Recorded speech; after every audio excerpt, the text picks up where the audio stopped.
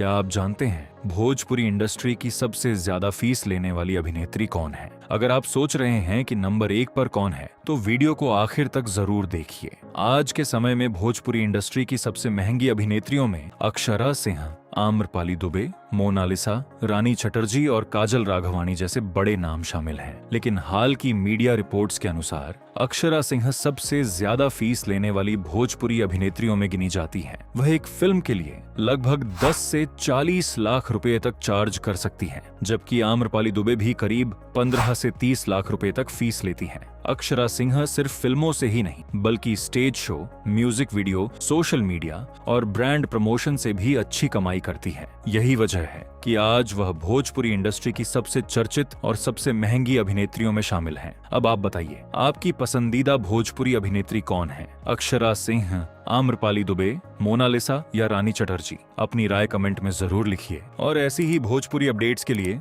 Channel को subscribe करना मत भूलिए।